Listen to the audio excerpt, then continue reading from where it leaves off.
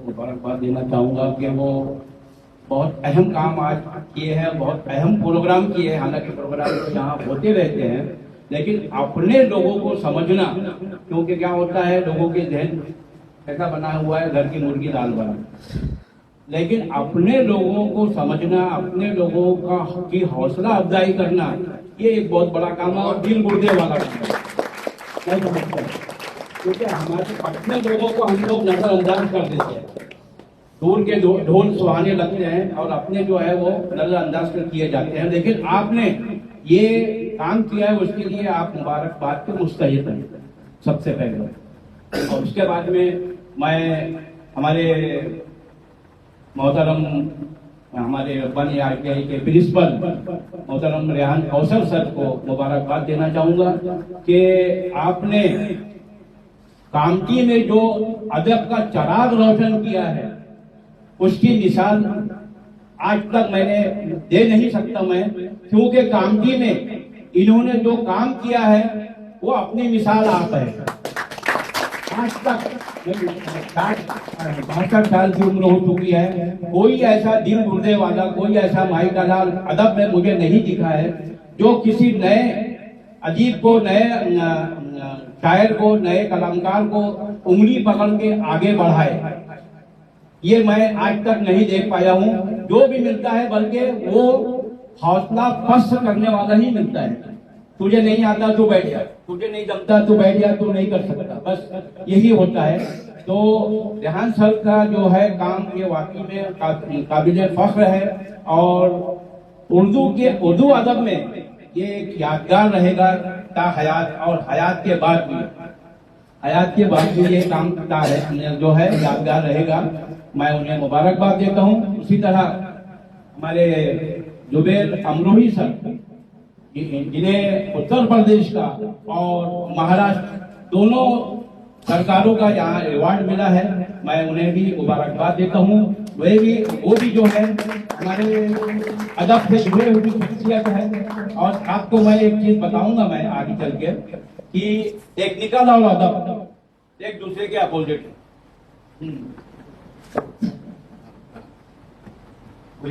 Hello, technical line और अदबी line जो है एक दूसरे के अपोजिट है, और उसके बावजूद भी आप लोग जो है अदब की खिदमत कर रहे हैं और अदब में आगे बढ़ रहे हैं, अदब में आप अपना मकाम, अपना नाम पैदा कर रहे हैं। ये एक बहुत बड़ी बात है और एक अलग पहचान है। एक ताल्लुक मैं जमील भाई के ताल्लुक से कहना भूल गया। जमील भाई ये एसटी महामंडल में इन्होंने काम किया और पिछले 2 साल पहले ये रिटायर हुए। एसटी महामंडल में ये क्या करके लगे थे? वही करके लगे थे जो आप कर रहे हो। आईटीआई के स्टूडेंट है, आपकी खानदान से, आपकी बिरादरी से, या आपकी बिरादरी में आपके बड़े भाई है। आईटीआई करने के बाद ये एसटी महामंडल में लगे, शानदार इनका कैरियर रहा। टेक्निकल से खदीजा भाई आईटीआई के इन्होंने, और उसके बाद एसटी महामंडल में ये जॉब पे रहे और वहां पर बेहतरीन तरीके से काम किया। तो ये हमारी बिरादरी से, मैं ये कहना भूल गया। शुक्रिया। नहीं, बहुत जरूरी है, क्योंकि मैं इस बात को थोड़ा आगे रखूंगा मैं। और इसी तरह हमारे तौफीक सर जो एक अज़्म लेकर चले हैं, और हालांकि लिखते तो बहुत लोग हैं, कुछ भी ओवरफॉल भी लिखने वाले भी हैं, लेकिन उन्होंने एक तहिया किया है कि भाई कॉम्पिटिटिव जो होते हैं, एग्जामिनेशन होते हैं, जो मुकाबले होते हैं, उसके ताल्लुक से किताबें लिखी जाए और खुसूसन उर्दू में लिखी जाए। ये एक बहुत बड़ी बात है, ताकि उर्दू वालों को, उर्दू दां को जो है बच्चों को उसका इल्म हासिल हो, उससे वो फायदा उठा सके। इन्हें भी महाराष्ट्र एकेडमी का अवार्ड मिला है, मैं उन्हें भी मुबारकबाद देता हूँ। और ये हमारे तीनों शख्सियत जो है हमारे कामठी के लिए काबिल फख्र है, अदब के लिए काबिल फख्र है, और ये कामठी की शान है। जैसे डॉक्टर साहब की किताब निशाने कामठी, तो वैसे ही ये निशाने कामठी है। आइए, बिस्मिल्लाह खलक खलक़ल इंसाना मिन अलक़। मुफ्ती साहब बैठे हुए हैं, मैं माजरत चाहूँगा, मैं इजाज़त की, मैं इजाज़त नहीं दिया क्योंकि इनके खुशी में इतना मैं वो हो गया कि मुझे सदर मोहतरम से इजाज़त देने की भी याद नहीं। तो पढ़ने को कहा, इक़रा में क्या कहा गया है? पढ़ो। पढ़ने को कहा फिर भी, पढ़ने को कहा फिर भी पढ़ता नहीं नादान। पढ़ने को कहा फिर भी पढ़ता नहीं नादान। इक़रा की सूरह पढ़ के भी अनपढ़ है मुसलमान। इक़रा की सूरह पढ़ के भी अनपढ़ है मुसलमान। तो दोस्तों, प्यारे बच्चों, मैं आपको ये कहना चाहूंगा कि आज का दौर जो है एजुकेशन का दौर है, पढ़ाई का दौर है, इल्म का दौर है। अगर इसमें हम पीछे रह गए तो जिंदा हयात जो है हम पीछे ही पीछे रह जाएंगे। और अगर मुखालिफीन से हमें मुकाबला करना है तो हमें इल्म हासिल करना पड़ेगा और हमें एजुकेशन हासिल करना पड़ेगा और जहां तक हो सके हमें ज्यादा से ज्यादा पढ़ाई करनी पड़ेगी ताकि हम मुखालिफीन से अपने हम लोहा मनवा सके कि भाई नहीं, हम भी कोई कुछ कम नहीं है। और आज जिस तरीके से हमें पीछे से पीछे ढकेला जा रहा है तो सिर्फ यही एक हथियार है जिससे हम आगे बढ़ सकते हैं और बाकी सारे लोगों को मात देकर हम अपना लोहा मनवा सकते हैं, अपना कामयाबी हासिल कर सकते हैं। इसलिए मैंने कहा है कि पढ़िए, पढ़ने में ही भलाई है। और उसी के साथ साथ मैं अब अपनी बात पे आऊंगा कि टेक्निकल लाइन और अदब। तो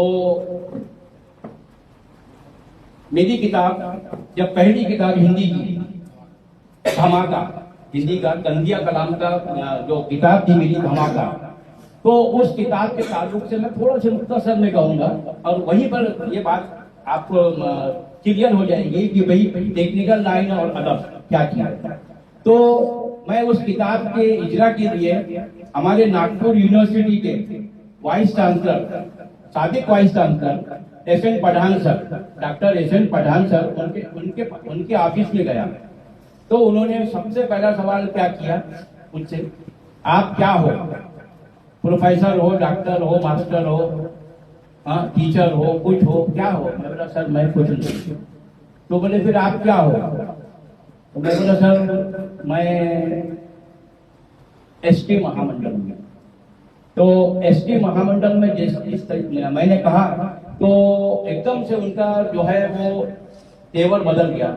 एसटी महामंडल में हो और लिखते हो और किताब शाये कर रहे हो, किताब शाये कर रहे हो, ये बहुत बड़ी बात है।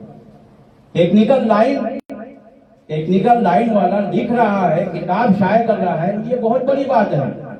और फिर उन्होंने भी सवाल किया कि भाई आप क्या हो? ड्राइवर हो, कंडक्टर हो? मैं बोला नो सर, मैं ना ड्राइवर हूँ ना कंडक्टर हूँ। बोले फिर क्या हो? मैं बोला सर मैं मैकेनिक हूँ।